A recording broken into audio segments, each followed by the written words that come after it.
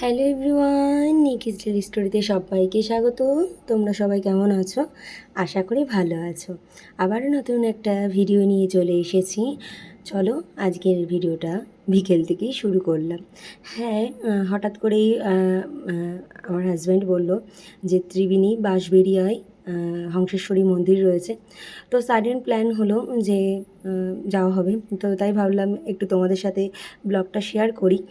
তো এই দেখো চলে এসেছি। হঠাৎ করেই ঠিক হলো যেহেতু, ওই জন্যই বাড়ি থেকে আর ভিডিওটা ঠিক করিনি। আমরা একটু শপিংয়ে গিয়েছিলাম, তো শপিং থেকেই ও প্ল্যান করলো যে চলো ঘুরে আসি। তো আমি এই প্রথমবার এলাম এই হংসেশ্বরী মন্দিরে, বেশ ভালো লাগছিল। তো বাইরে থেকে তোমাদেরকে একবার মন্দিরটা দেখিয়ে দিলাম। তো মন্দিরের ভেতরে ঢুকেই আমরা একটা জায়গায় বসেছিলাম, আর এটা একটা হচ্ছে শিব মন্দির। তো এখন প্রবেশ নিষেধ, যেহেতু কাজ চলছে বললো ভেতরে। মন দিয়ে দেখছে মন্দির উপরের দিকটা নয়, এই উপরের দিকটা। এই যে পুরো মন্দিরটা পরে তোমাদের ঘুরে দেখাচ্ছি। এখন আমরা বসে টাইম কাটাবো বলে এসেছি। সাডেন সামনে রাজবাড়িটা দেখি তো, সাডেন প্ল্যান। সামনে রাজবাড়িটা দেখি তো, রাজবাড়িটা। এইসব যদি বাবা টিভিতে দেখেছে। রাজবাড়িটা একটু দেখি তো। দাঁড়াও, সামনে একটা রাজবাড়ি রয়েছে, তোমাদেরকে দেখাচ্ছি। দাঁড়াও, এই যে হর হর মুভির এই ঘাসে যদি বসতে দেয় আমি তো বসে যাবো।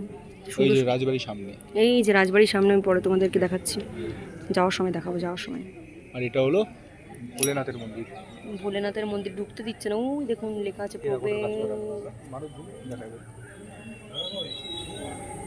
ফুল মন্দির টেরাকোটার কাজ। কিছুক্ষণ বসেছিলাম মন্দিরের মধ্যে, তারপরে একটুখানি ঘুরে ঘুরে ও দেখাচ্ছে যে একটুখানি ঘুরে ঘুরে দেখাও। তো পেছন দিকটায় রয়েছে সমস্ত শিবলিঙ্গ।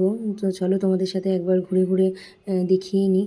তোমরা কারা কারা এসেছিলে এই বাঁশবেড়িয়ার এই হংসেশ্বরী মন্দিরে অবশ্যই আমাকে কমেন্ট করিয়ে জানিও। তো আমরা একটুখানি ঘুরে ঘুরে দেখি, চলো, আর তোমাদের সাথেও শেয়ার করি। প্রবেশ তো নিষেধ, এই যে প্রবেশ নিষেধ।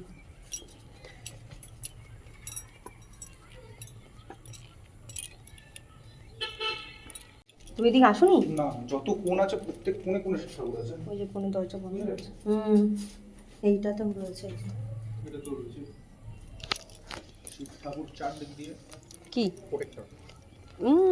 না থাকলে কি করে হবে? আর এদিকে বাইরে বেরিয়ে তোমাদের সাথে শেয়ার করলাম ওই যে রাজবাড়ি। এখন এখানে ঢুকতে দেয় না, হয়তো মানে তোমার ফটোশ্যুট এই সমস্ত হয়তো ভাড়া দেয়। তো ওই যে মন্দির আবারও তোমাদের সাথে শেয়ার করলাম বাইরে বেরিয়ে। রাজবাড়ির এটা হলো প্রবেশ দুয়ার, বুঝতে পেরেছো? ওই যে দূরে ফোকাস নেই। Entry gate. আগে রাজা এখান দিয়ে ঢুকতো। আচ্ছা, এই যে জঙ্গল হয়ে গেছে। রথ গাড়ি ফাড়ি ঢুকতো। আচ্ছা, এই গেটটা দিয়ে রাজার রথ গাড়ি মানে যেগুলোতে আসবে রাজা সেটা ঢুকতো। যেমন আমরা বাড়ির পাশে গ্যারেজ রাখি, এটা হলো গ্যারেজ, এটা হলো মেন গেট। আচ্ছা, ঠাকুর দর্শন করে একটু চারিপাশটা ঘোরাঘুরি করে ওখান থেকে বেরিয়ে এলাম। আর এদিকে হচ্ছে গঙ্গার ধারে, এটা একটা পার্ক আর কি। তো সেই পাশ দিয়েই যাচ্ছি। আর ওপরে ওই দেখো এই ব্রিজটা নতুন তৈরি হচ্ছে ওপর দিয়ে। আর আমরা ওই ব্রিজ দিয়েই এসেছি, তোমাদেরকে বললাম যেহেতু সাডেন প্ল্যান হয়েছে ওই কারণে বাড়ি থেকে আর ভিডিও করিনি। তো একটা সুন্দর জায়গায় আসছি, মানে এসেছি আর কি, সেটা তোমাদের সাথে না শেয়ার করে থাকতে পারলাম না। তো চলো আমরা এই একটু ব্রিজের ওপরে দাঁড়াবো গঙ্গার পাশে। তো দাঁড়িয়ে একটু সময় কাটাবো, কিন্তু এক ফোঁটাও বাইরে হাওয়া নেই, বীভৎস গরম লাগছে, মানে সে আর বলার কথা নেই। গঙ্গার ধারে যে একটা হাওয়া, সেই হাওয়াটাই নেই, একটা গুমুট গরম কাজ করছে। আবার তো শুনছি কালকে থেকে বৃষ্টি শুরু হবে, তো সেই কারণে হয়তো গরম লাগছে আর কি। তো এই দেখো গঙ্গার পাড়ে দাঁড়িয়ে আছি, আর একদম হাই রোডের পাশেই আমরা এখন ব্রিজের উপর দাঁড়িয়ে আছি। ব্রিজের উপর দাঁড়িয়ে দাঁড়িয়ে গঙ্গার ভিউ দেখছি। হ্যাঁ, ঘোড়া নিয়ে বেরিয়ে পড়েছি বিকালবেলাও। বুলেট হলে দেখ, বুলেট কেন, আমার বুলেট অত পছন্দ নয়। গাড়িতে বসলে বুলেট গ্যাট গ্যাট গ্যাট করেও পছন্দ নেই। এই গাড়িটা এই গাড়িতে করেই তো ফার্স্ট দিন আমার দেখা করার দিন কোথায় নিয়ে গেছিলো দেখা করতে, সেই জায়গাটা তোমরা জানো না, তখন ব্লগ করতাম না। এখন আজকে আজকে নিয়ে গিয়ে বলে দেবো রানী রাসমণি ঘাট, তোমরা সবাই চেনো। চলো একটু বসে মানে দাঁড়িয়ে টাইম কাটাই, পরে আসছি। তো কিছুক্ষণ গঙ্গার পাড়ে দাঁড়িয়ে একটু টাইম কাটালাম, দিয়ে ওখান থেকে বেরিয়ে গেলাম। এবার ও বলছে যে চলো একটা জায়গায় যাওয়া যাক। তো কোথায় নিয়ে যাচ্ছে সেটা আর আমাকে বলছে না, তো সেটাই কথা বলছিলাম। তো এত গাড়ির আওয়াজ হচ্ছিলো, এই কারণেই আমি এখানে তোমাদের সাথে ভয়েস ওভার দিলাম, কিন্তু আমরা কথা বলছিলাম সেই কথা তোমাদের কানে আসবে না। তো একদম চলে এলাম একটা রেস্টুরেন্টে, তো বলে এই রেস্টুরেন্টের খাবার নাকি ভীষণই ভালো, তো সেই কারণেই এলো। আর এদিকে বাঁদিকে গেলে হচ্ছে তোমার বাগমোড়, আর ডান দিকে গেলে হচ্ছে স্টেশন। তো একদম বাগমোড়ের কাছেই রয়েছি। তো যাই হোক এলাম ওর কথা মতো। আর কী খাবে সেটাই আমাকে জিজ্ঞেস করছিল। তা আমার তো যেখানেই যাই না কেন মোমো আমার অল টাইম ফেভারিট। তো ও খুব একটা মোমো ভালোবাসে না, আমিই ভালোবাসি। তো দেখা যাক কী অর্ডার দেয়, ও দেখছিল মেনু কার্ডটা। আর আমি যেহেতু মোমো ভালোবাসি আমার জন্যে মোমো অর্ডার করেছিল। আর মোমো ও ভালোবাসে, তা ওকে বললাম ট্রাই করে দেখো। আর সত্যি এখানকার মোমোটা একদম অন্যরকম ছিল, বেশ সাইজে বড় বড়, ওই মোমো খেয়েই অর্ধেকটা পেট ভরে গেছে। আর এদিকে রয়েছে হচ্ছে চিকেন এগ চাউমিন। তো ও যেহেতু ভালোবাসে চিকেন এগ চাউমিন, একদম ভর্তি ভর্তি এগ চাউমিন। তোমরা একবার আসতে পারো এই দোকানটায়, ভীষণই কোয়ালিটিও ভালো খাবারের, আর সত্যি খাওয়ার টেস্টও অনেক মানে ভালো। তো এইদিকে দেখো রাস্তায় যেতে যেতে ডগগুলো এমন রাস্তার মাঝখানে চলে আসে, এইভাবে হয়তো অ্যাক্সিডেন্ট হয়। তো সেই কারণে রাস্তায় খুব সাবধানভাবে গাড়ি মানে সতর্কভাবে চালানো খুবই দরকার। আর এদিকে দেখো আমি তোমাদেরকে বললাম যে একটু রানী রাসমণি ঘাটে যাব। তো আগে সন্ধ্যাবেলা ওর যেহেতু 7:30-র মধ্যে খাওয়ার অভ্যেস ওখানে, এবার 7:30 বাজলেই টুকটাক ওর খিদে পেয়ে যায়, তো আগে খাবারটা সেরে নিলাম।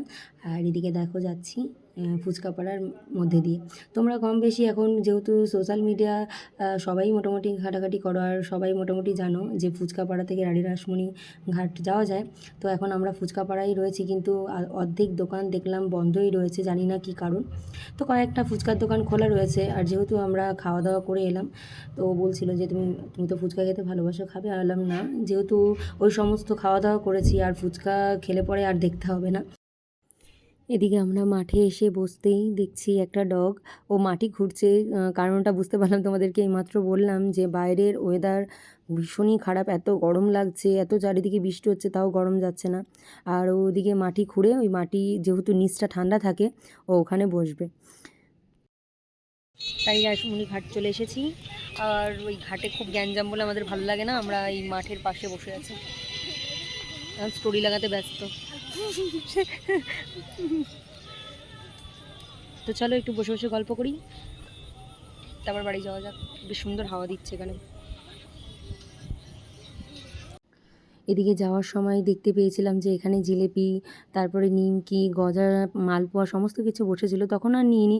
তাও আমি আমার হাজব্যান্ডকে বললাম যে যাওয়ার সময় মায়েদের জন্য নিয়ে যাব, মা বাবা দুজনেই জিলিপি খেতে ভীষণ ভালোবাসে। তো এদিকে বাড়িতে ঢুকে গেছি, আধ ঘন্টা হলো এসে ফ্রেশ ট্রেশ হলাম। আর মা বললো শিগগিরই ছাদে যাও, তুমি তো কখনো ড্রাগন ফুল দেখোনি, ড্রাগন ফুল ফুটেছে ছাদে। তো সেই কারণে দৌড়াতে দৌড়াতে চলে এলাম। তো দেখো কি সুন্দর ফুলটা দেখতে, আর এত সুন্দর একটা স্মেল বেরোচ্ছে, তোমাদেরকে কি বলবো আর। তো ঘুরে টুরে বাড়ি চলে এসেছি, আর এসেই সঙ্গে সঙ্গে নিচে শুনতে পেলাম যে ওপরে ড্রাগন ফুল যেটা আর কি ওটা ফুটেছে। তো মা বললো, তো আমি কখনো দেখিনি, তা মা বললো এটা রাতেই ফোটে আর সকালবেলা এটা আবার মানে আর কি নেতিয়ে যায়। তো এই কারণেই তোমাদের কাছে শেয়ার করলাম যে এই যে এই যে এই যে এই ফুলটা ফুটেছে এখন। তো এই ছাদে ভালো হাওয়া দিচ্ছে, একটু দাঁড়িয়ে আছি। আর যেহেতু দেখতেই পেলে খাওয়া দাওয়া করেছি ওখান থেকে ঘুরে টুরে এসে, তো ওই কারণেই আর রাতে কিছু খাবো না, মাকে জানিয়ে দিলাম। আর তো চলো কালকে আজকের ব্লগটা যেহেতু বিকেল থেকে শুরু করেছি, কালকে সারাদিন কী করছি না করছি সেই সমস্ত কিছু শেয়ার করে তারপরে এটাই ব্লগটা শেষ করব। তো আজকের মতন আসছি, আবার কালকে সকালবেলা দেখা হচ্ছে। হ্যালো এভরিওয়ান, কালকে তো ছাদ থেকেই ভিডিওটা শেষ করে দিয়েছি রাতে। আর তোমাদেরকে বলেছিলাম আবারও সকাল থেকে ভিডিওটা শুরু করব। তো সেটাই আর কি। সকালবেলা ঘুম থেকে উঠে ফ্রেশ হয়ে বাসি জামা কাপড় রোজকার মতন ছেড়ে সবার ফার্স্টে যে কাজটা থাকে সেটা হচ্ছে গাছের ফুলগুলোকে তুলে নেওয়া। হ্যাঁ, মাঝে মাঝে মা তোলে, কিন্তু আমিও মাঝে মাঝে তুলে। আমার ভীষণ ভালো লাগে গাছ থেকে ফুল তুলতে। ওদিকে সাদা ফুলগুলো কেমন যেন মানে সাদা ফুলের গাছগুলো কেমন যেন নেতিয়ে গেছে। তো বাবা বলল আমি একটু পরে গিয়ে জল দেব। আর ওদিকে আমার হাজব্যান্ড একটু বেরোচ্ছে, যেহেতু বোনের অফিস রয়েছে, ওকে একটু স্টেশনে দিতে যাবে, তো ও বেরোচ্ছে একটু। তা আমি ওখানে দাঁড়িয়েছিলাম বলে আমাকে বললো একটু সাইড হয়ে যাও, যেহেতু গাড়িটা ঘোরাচ্ছে ও। তো এদিকে ফুল টুলগুলো তুলে নিই। মা ওদিকে বললো চা হয়ে গেছে। আমি বললাম একবারে ফুলগুলো তুলে নিয়ে আসি, এরপর রোদ উঠে গেলে আর ফুল তুলতে পারবো না। তো সেটাই আর কি। এদিকে ফুল টুল তুলে এসে চা নিয়েছি আর অল্প একটু মুড়ি নিয়েছি। মুড়ি তো আমি খেতে ভালোই বাসি, আর এখানে এসে আরও অভ্যেস হয়ে গেছে সকাল বিকেল মুড়ি খাওয়ার। কোনো ব্যাপার নয়, মুড়ি তো খারাপ জিনিস নয়।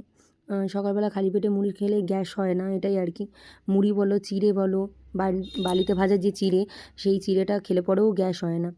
তো এটা খাওয়াই ভালো। আর মাঝে মাঝে বিস্কুটও খাই, আর মাঝে মাঝে মুড়িও খাই। তো চলো চা টা খেয়ে নিই, আর সকালে কি টিফিন বানাবো দেখি, মাকে জিজ্ঞেস করি। আর ও যেহেতু সকালবেলার খাওয়ার অভ্যেস, এখন 8:30 বাজতে গেল, এখন আমরা চা খাচ্ছি। তো দেখা যাক, চা খেয়ে নিই তারপর দেখছি। এদিকে বসে গেছি সমস্ত সবজির বাস্কেট নিয়ে, কী রান্না করব সকালবেলা সেটাই আর কি। মা বলল যেহেতু ছোলার ডাল আর একটু নারকেল রয়েছে, নারকেল দিয়ে একটু ছোলার ডাল করো, তার সাথে রুটি করো, ওটাই খাওয়া হয়ে যাবে সকালবেলা। তো আমি একবারে সবজি কাটতে বসেছি বলে আমি সমস্ত সবজিগুলো টুকটুক করে কেটে নিচ্ছি। আর মা ওদিকে বাসি সমস্ত ঘরের তো অনেক কাজ থাকে, তাই না? তো সেইগুলোই মা করছে। আর ও দিয়ে চলে এসছে বোনকে। তো চলো ঝটপট করে সবজিগুলো কেটে সকাল সকাল রান্নাটা বসিয়ে দিই। সমস্ত সবজিপাতি কেটে রেডি করে নিয়েছি। আর এদিকে মা নারকেলগুলো সমস্ত ফাটিয়ে দিল। নারকেল দিয়ে যেহেতু ছোলার ডাল করব তোমাদেরকে বললাম, তো আমি নারকেল কাটতে পারি, কিন্তু ফাটাতে একটু ভয় লাগে, অনেক সময় হাতে লেগে যায়। আর নারকেলগুলো একদম শুকনো হয়ে গেছে বলে ওই জন্যই চাকু দিয়েই কাটা হয়ে যাচ্ছে। তো ছুলে নিই, তারপরে ওই মিক্সার গ্রাইন্ডারে একটুখানি ঘুরিয়ে নেব, নাকি কুচি কুচি করে নেবো সেটা দেখছি পরে। তো সবার ফার্স্টে আগে ছোলার ডালটা করে নেবো। আর ওদিকে মা আটাটা মেখে রেখে দিয়েছে। মা বললো তুমি ছোলার ডালটা করতে থাকো, আমি গরম গরম রুটিটা বানিয়ে দেবো। রুটি করতেই আর কতক্ষণই বা লাগবে। তো এইদিকে দেখো তেলের মধ্যে গোটা জিরে, শুকনো লঙ্কা, তেজপাতা দিয়ে নিয়েছি, তার সাথে এরপর আলুটা দিয়েছি। আলুটা নুন হলুদ দিয়ে সুন্দর করে ভেজে নেব। আর এই আলু নারকেল দিয়ে মিষ্টি মিষ্টি ছোলার ডাল খেতে তোমরা কে কে ভালোবাসো অবশ্যই কমেন্ট করে জানিও। আর ও হ্যাঁ, হামলদিস্তা, ছোটো যে হামলদিস্তা এখন তো কিনতেই পাওয়া যায়, তো সেটার মধ্যে একটুখানি আদা আর একটু কাঁচা লঙ্কা বেটে নিয়েছি। ওই স্মেলটা ভীষণ ভালো লাগে, একদম মিষ্টির দোকানের তরকারি যেরকম হয় সেরকমই স্মেল লাগে। তো এই দেখো ওটাই দিয়ে নিচ্ছি, আদা কাঁচা লঙ্কা বাটা একটুখানি দিয়ে নিলাম। তো তোমরা কে এইভাবে রান্না করো অবশ্যই আমাকে জানিও। আর আর ছোলার ডাল কে খেতে ভালোবাসো অবশ্যই কমেন্ট করে জানিও। এদিকে সকালের জলখাবার একদম রুটি, এটা আমার হাজব্যান্ডের, সেটাই তোমাদের সাথে শেয়ার করে নিলাম। আমি একটু পরে খাবো, তো ওকে রেডি করে দিলাম, ও খেয়ে নিক, তাই তোমাদের সাথে শেয়ার করলাম। আর এদিকে দেখো আমাদের খাবার নিয়ে বসেছি। মা একটু আম কুচিয়ে রেখেছিল, আর আমি আমার হাতে দেখতেই পাচ্ছ শুকনো লঙ্কা, আর আমি একটু ঝাল ঝাল তরকারি খেতে ভীষণ ভালোবাসি। তো গোটা লঙ্কা দিই, যেহেতু মায়েরা ঝাল খেতে পারে না আর কি, খায় অল্প, তো আমি তো একটু ঝাল খেতে ভালোবাসি, তো ওই জন্য গোটা লঙ্কা দিলে একটু তরকারির মধ্যে একটু ডলেই খাই আর কি। তো যাই হোক, আমি আর মা ওদিকে সকালে জলখাবারটা খেয়ে নিলাম, নিয়ে চলে এলাম দুপুরে রান্না বান্না করতে। তো একবারে তরকারিটা কেটে নিয়েছি, তো সেই কারণেই অসুবিধা নেই, খাওয়া দাওয়া করেই ঝপ করে চলে এলাম। আজকে সিম্পল একদম মেনু হবে, উচ্ছে আলু ভাজা হবে। উচ্ছে আলু ভাজাটা খেতে বাবা ভীষণ ভালোবাসে, তো সেই কারণেই উচ্ছেগুলো নষ্ট হয়ে যাচ্ছিলো, তো মাকে বললাম উচ্ছে আলুটা একটু কড়া করে ভাজা করি। আমিও উচ্ছেটা খেতে ভালোবাসি, একটু কড়া করে ভাজলে পরে খেতে ভালোই লাগে আর কি। তো একটু নুন হলুদ দিয়ে একদম কড়া কড়া করে উচ্ছে আলু ভাজা করব। আর তার সাথে করব হচ্ছে ডাল। ডালটা তো অবশ্যই মাস্ট, ডাল ছাড়া তো 1 সেকেন্ডও চলবে না। তো ওইদিকে দেখো উচ্ছেলোটা একটু ভাজা ভাজা হয়ে যাওয়ার পর একটু হলুদ দিয়ে দিলাম, আর এদিকে কাঁচা লঙ্কা একটু চিড়ে দিলাম। তোমাদেরকে বললাম যে যেহেতু মায়েরা ঝাল খায় না, ওই জন্য গোটা লঙ্কা দিয়ে দিই, হয়তো খাওয়ার সময় একটু পাতে ডলে নিই। আর এদিকে দেখো উচ্ছে আলুটা ভাজা হয়ে গেছে, একটু কড়াইতে লেগে গেছিলো।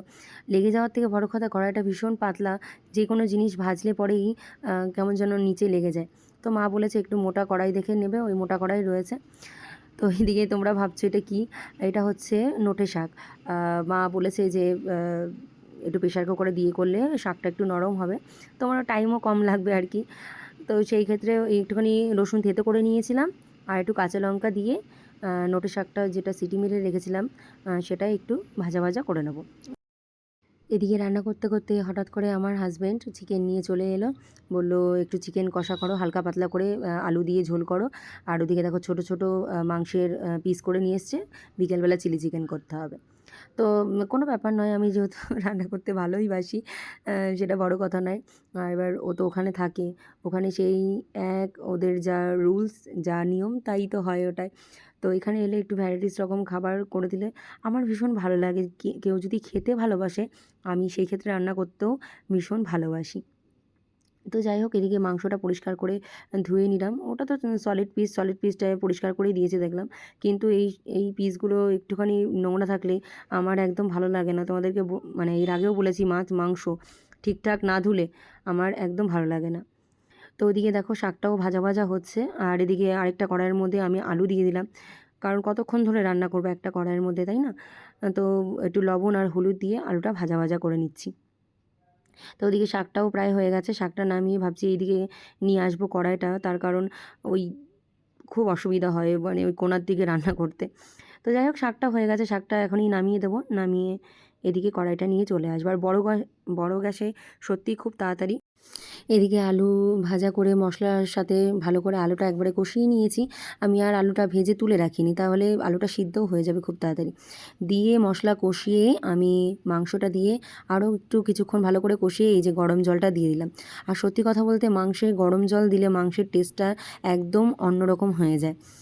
অলরেডি তো কষাতে কষাতে মাংস সিদ্ধও হয়ে যায়, তো সেই কারণে একটু গরম জল দিয়ে দিলাম, আরও তাড়াতাড়ি হয়ে যাবে। এদিকে মাংসটা হালকা ঢাকা চাপা দিয়ে রেখে এলাম, মা বললো আমি পরে নামিয়ে দেবো, আস্তে আস্তে হোক। আর এদিকে স্নান করে আমি পুজোটা দিয়ে নিচ্ছি। তো কালকে সেই বিকাল থেকে ভিডিওটা শুরু করেছি, আর আজকে যতটুকু পারলাম শেয়ার করার চেষ্টা করলাম। তো চলো আজকে পুজো দিতে দিতেই ব্লগটা এখানেই শেষ করব। আর টানছি না, আবারও আগামীকাল কোনো একটা ভিডিও নিয়ে আসবো। তো চলো ভিডিওটা আজকের মতন এখানে শেষ করছি। ভালো লাগলে একটা লাইক, কমেন্ট, শেয়ার করবে। চ্যানেলটির পাশে থাকার জন্য অবশ্যই চ্যানেলটিকে সাবস্ক্রাইব করবে। আজকের মতন আসছি, ততক্ষণ তোমরা সুস্থ থেকো, ভালো থেকো, টাটা।